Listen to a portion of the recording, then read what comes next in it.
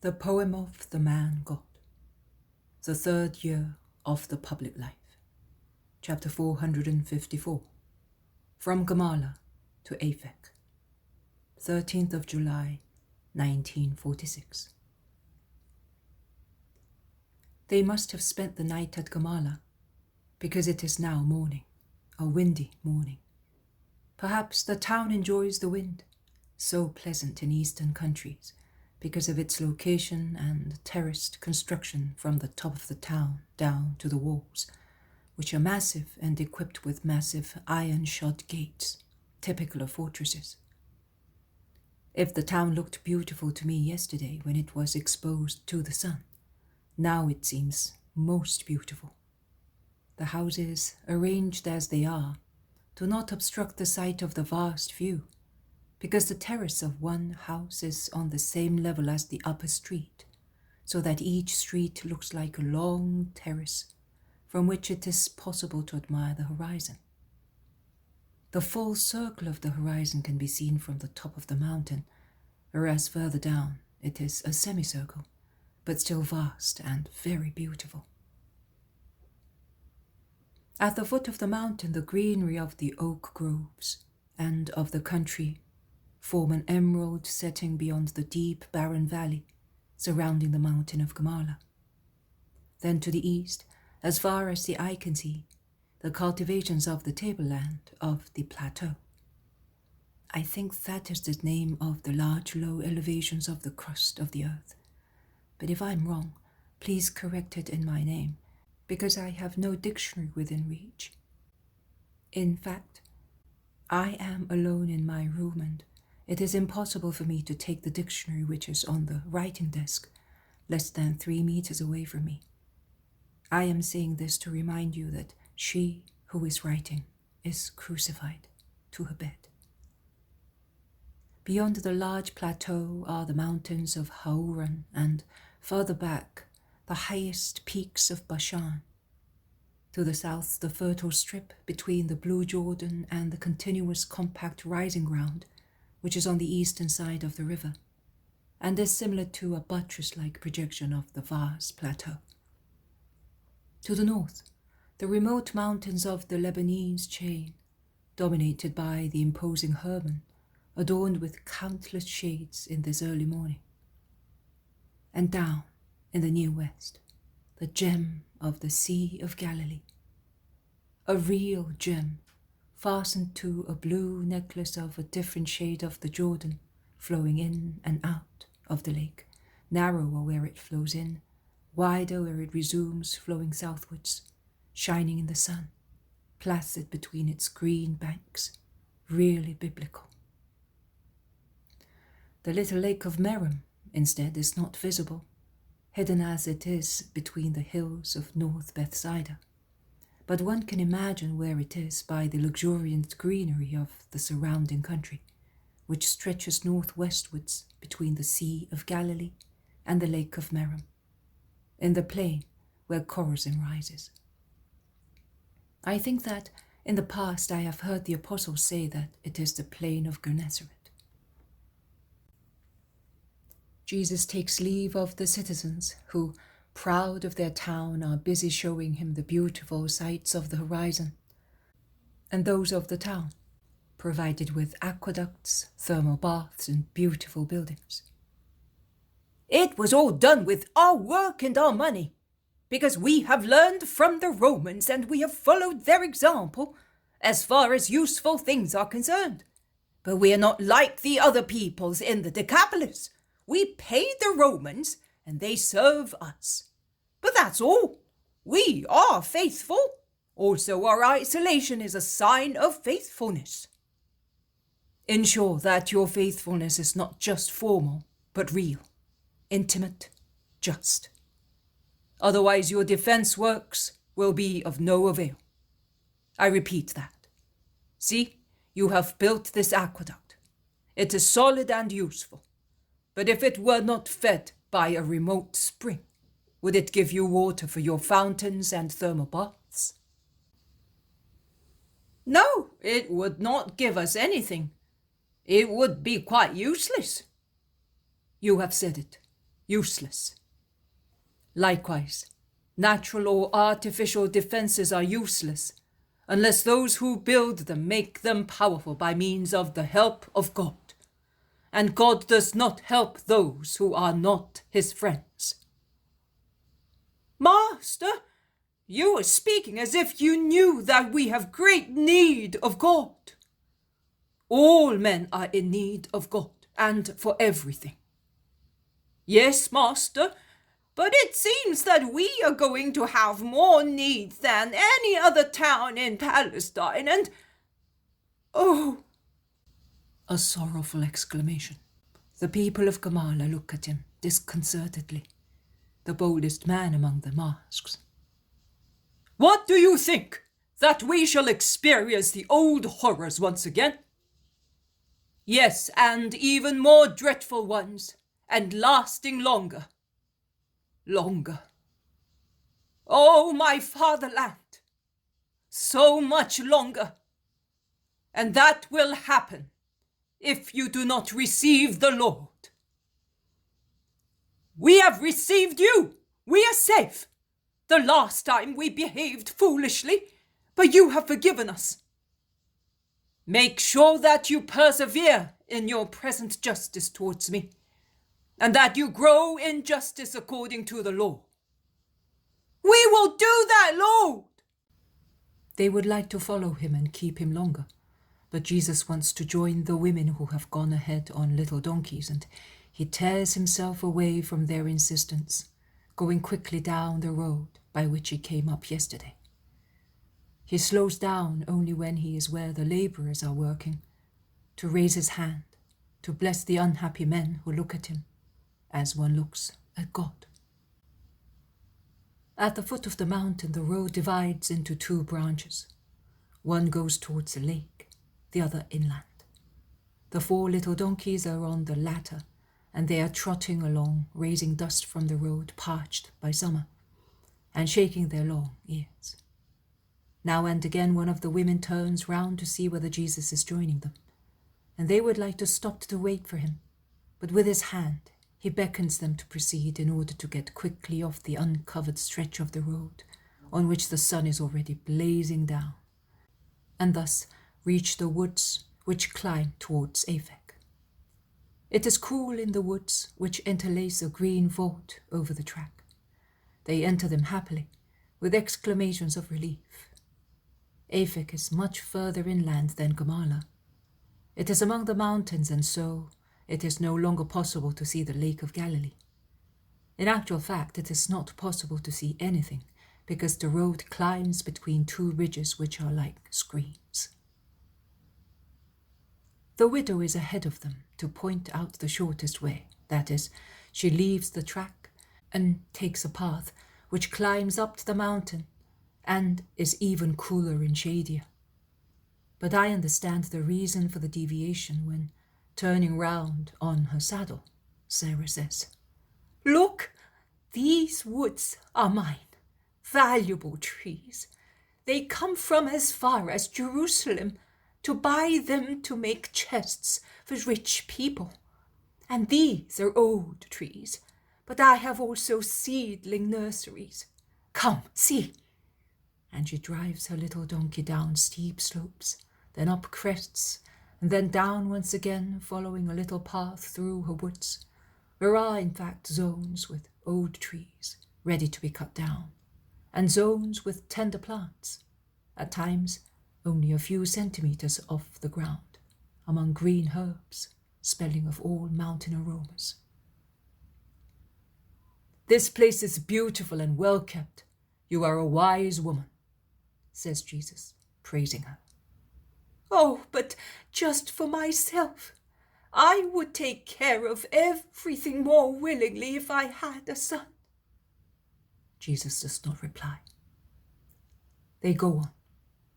Aphek can now be seen in the middle of apple orchards and other fruit trees. "That orchard is mine as well. Too much for me alone. It was already too much when I had my husband.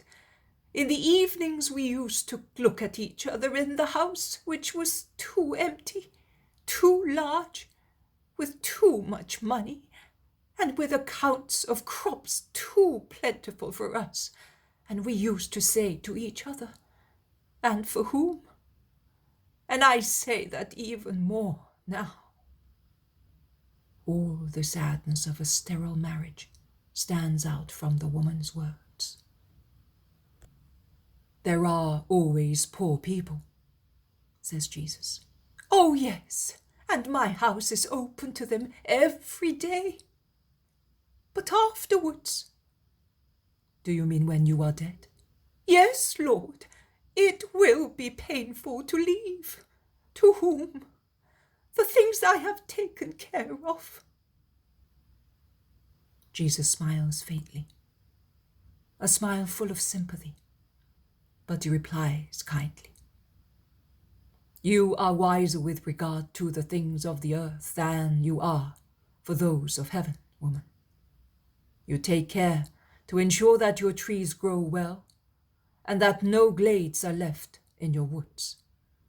You grieve at the thought that afterwards they will not be looked after as they are now. But such thoughts are not very wise. Nay, they are completely foolish.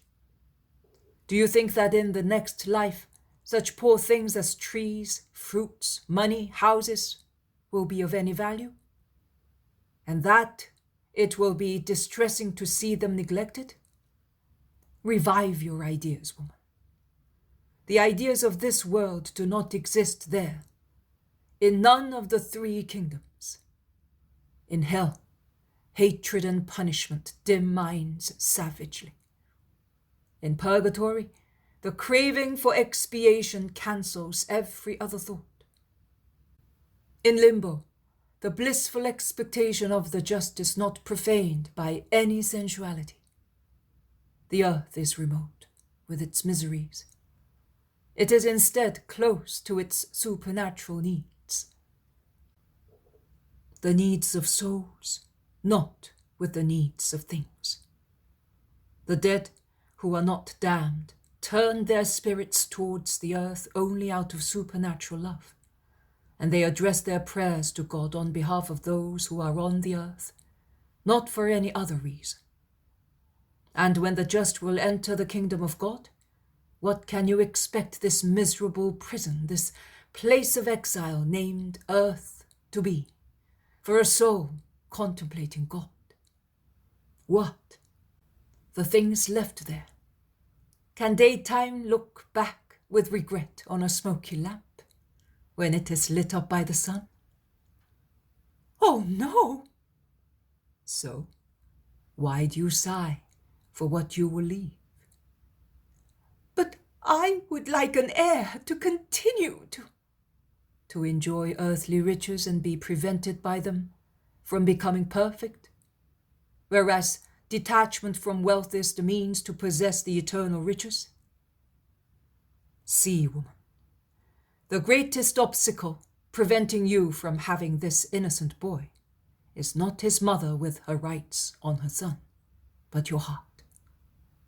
He is an innocent, a sad innocent, but still an innocent who is dear to God because of his suffering.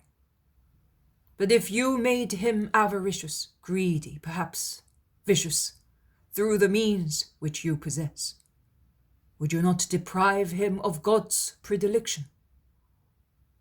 And since I take care of these innocent children, could I be a thoughtless master who allows one of his innocent disciples to go astray? Take care of yourself first. Divest yourself of your still exceedingly alive humanity. Free your justice from the crust of humanity, depressing it. And you will then deserve to be a mother. Because not only who gives birth to a child is a mother, or who loves an adopted son and takes care of him and looks after his needs of animal creature. Also the mother of this boy gave birth to him, but she is not a mother because she does not take care either of his body or of his spirit.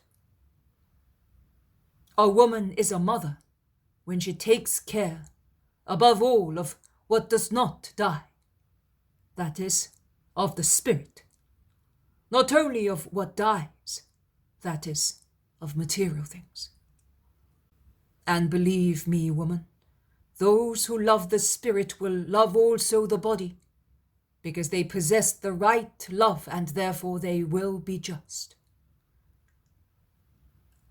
I see that I have lost the sun. Not necessarily. Let your desire urge you to become holy, and God will satisfy you. There will always be orphans in the world. They are now at the first houses. Aphek is not a town which can compete with Gamala or Hippo. It is more rural than anything else, but perhaps because it is an important road junction, it is not a poor town.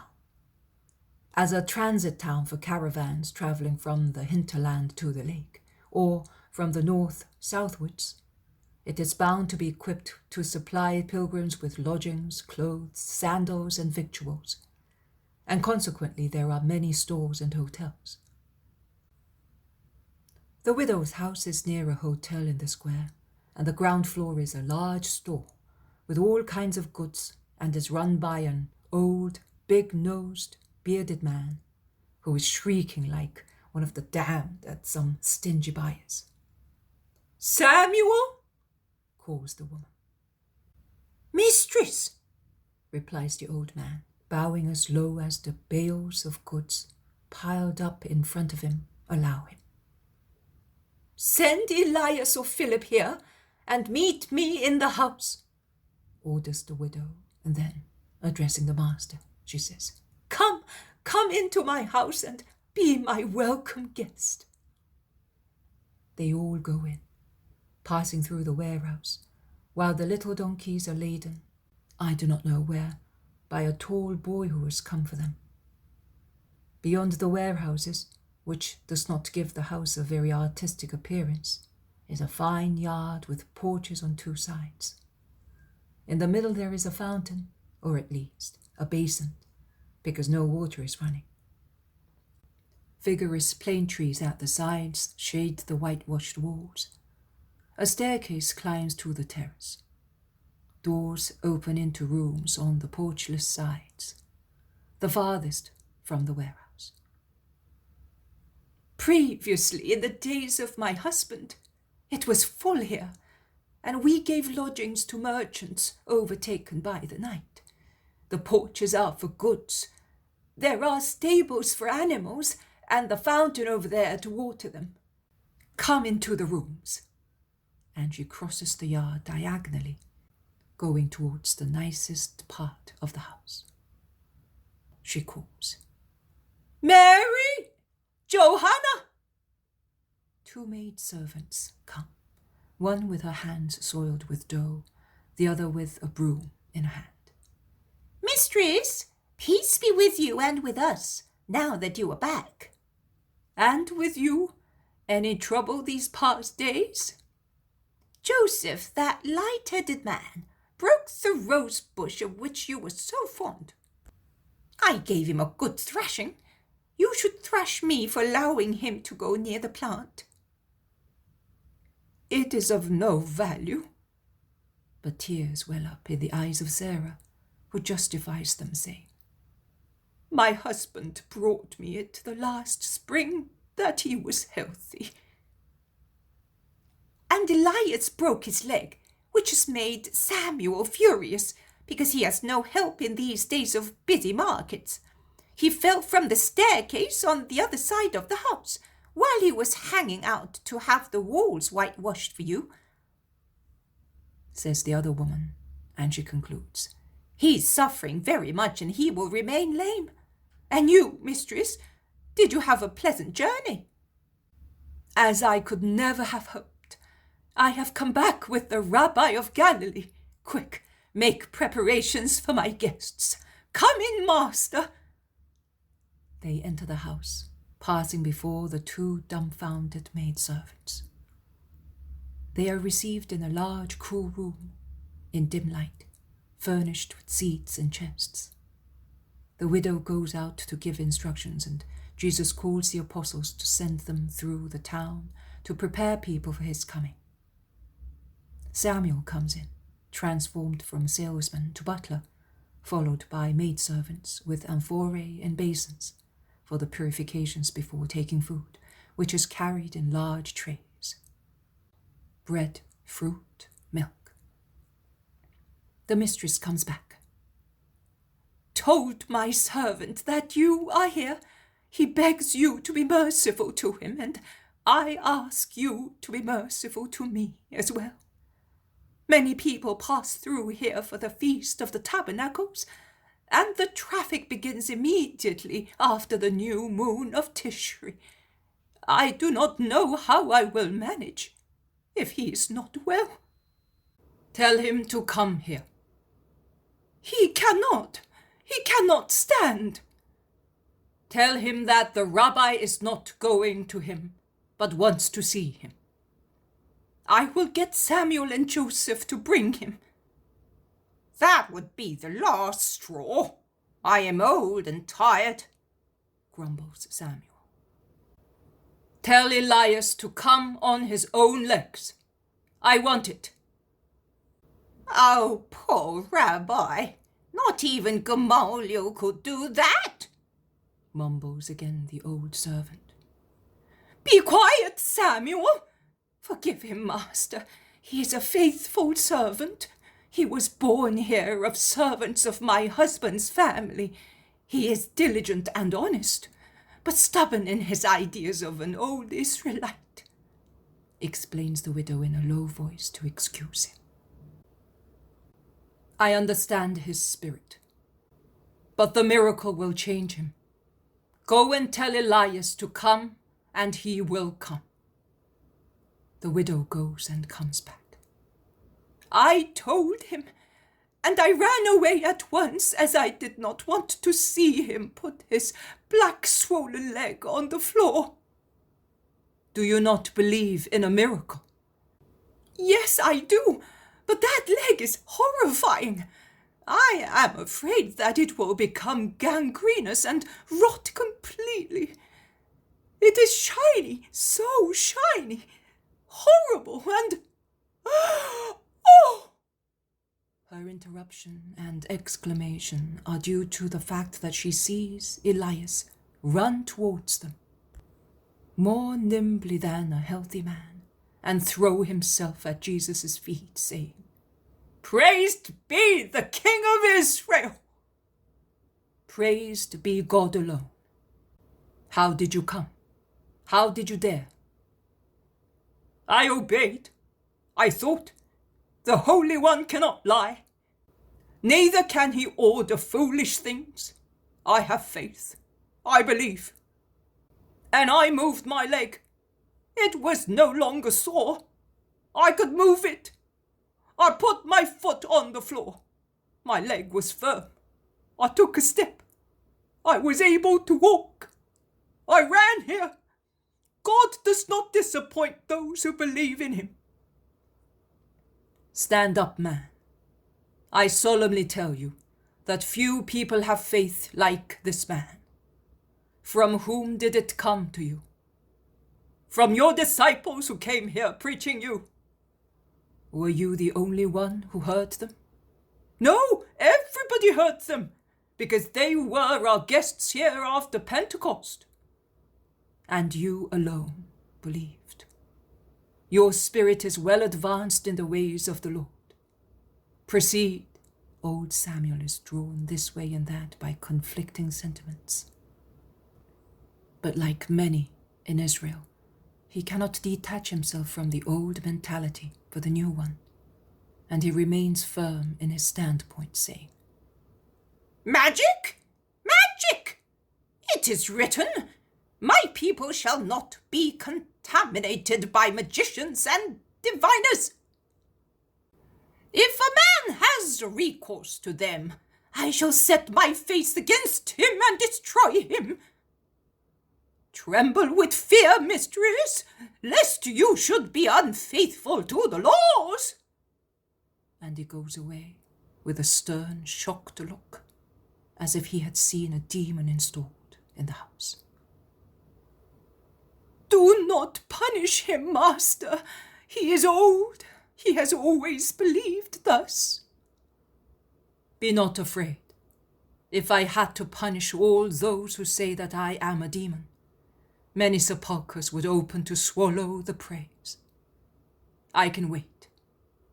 I will speak at sunset. Then I will leave Aphek. I now agree to remain under your roof.